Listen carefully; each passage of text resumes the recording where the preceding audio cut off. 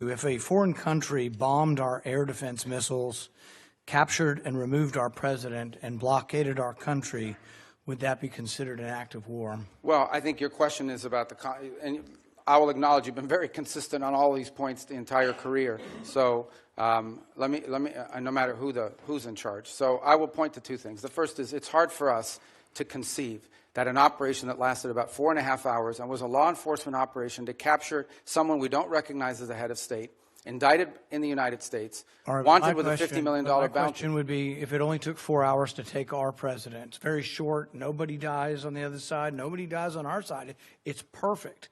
Would it be an act of war? We just don't believe that this operation comes anywhere close to the constitutional definition of war. But would it be an act of war if someone did it to us? Nobody dies, few casualties, they're in and out. Boom, it's a perfect military operation.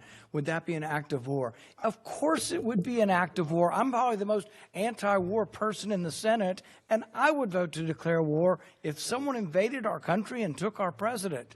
So I think we need to at least acknowledge this is a one-way argument. One-way arguments that don't rebound, that you can't apply to yourselves, that cannot be universally applicable are bad arguments. So my next question would be, let's say it's not a war. We're just going to define it away and say it's not a war. That's one of the arguments. So it's a drug bust. What if a foreign country indicts our president for violating a foreign law? Should we extradite our president, or should we be okay if they come in and get him by force? Look, I think ultimately we're always going to act in our national interest. And so if somebody comes after our national interest, like the case you've described, which obviously does not exist at this time, but the case you've described, the U.S. always has the right to act in its national interest and to protect itself. So really I don't know about this equivalency. Well, does this justify them doing it? We're always going to do what's best for the United States and America. We're always going to protect our system. But the point isn't, and you're exactly right, we will act in our national interest, and we should. So I'm not disagreeing with you at all. What I'm saying is, though, that our arguments are empty then. The drug bust isn't really an argument. It's a ruse. The war argument, not a war, is a ruse. It's not a real argument. And we do what we do because we have the force, we have the might, we do it because it's in our interest. So we wouldn't let anybody come in, bomb us, blockade us, and take our president.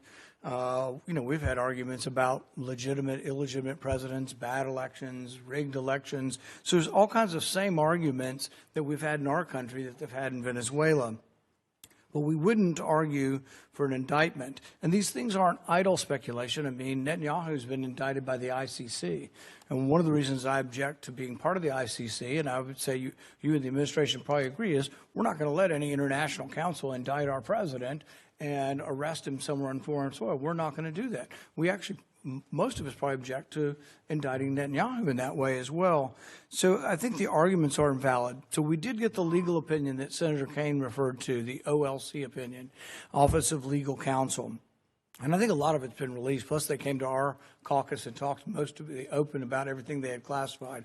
So I will talk about at least one of the arguments. They say this war wasn't a constitutional war, therefore it doesn't rise to the constitutional notion of us declaring or having to initiate the war. It just doesn't rise. And one of their main arguments was not enough people died. And so there is some number that they aren't specific, but there is some number. I would assume, although I'm not positive, but the 50, 60,000 soldiers who died in Vietnam might be enough for them to call that a war. But here's the problem. It isn't the number, it's that it happens in retrospect. See, our founders gave us the power to initiate or declare war. They didn't give us other powers to execute the war. Those are left to the president. But if we have to wait to see how many people are killed, we have to wait, as they describe it, as the scope, nature, and extent. If we have to wait to see the scope, nature, and extent, the war has been going on for some time. It's hard to vote to initiate a war that's been going on. And we can say this war is over, but we're still blockading it, and we may go back in. But there are no clear answers. You know, we put 2,000, we leave 2,000 troops in. Are we going to call that war and initiate it? So the definition of war is very important. And I think we have to acknowledge the problems with our argument. Calling things kinetic action is a disservice to our soldiers. Oh, you weren't really wounded in war. You don't have a Medal of Honor for war. You have a Medal of Honor for a kinetic action. So I think let's call it what it is, and let's vote on these things. But I think we're in violation of both the spirit and the law of the Constitution by bombing a capital, blockading a country, and removing elected officials. And we certainly wouldn't tolerate it, nor would I if someone did it to us. But we didn't remove an elected official. We removed someone who was not elected, and it was actually an indicted drug trafficker in the United States.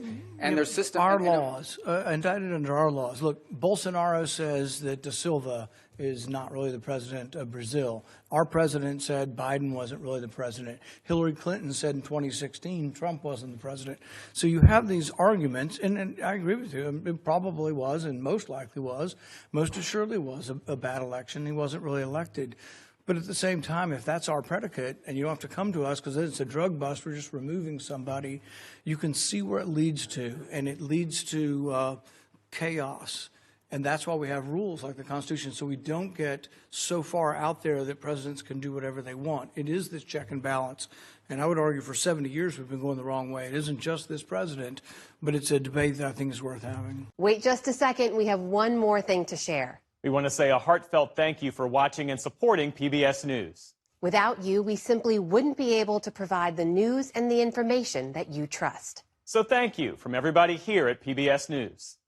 Support journalism you trust. Support PBS News. Donate now, or even better, start a monthly contribution today.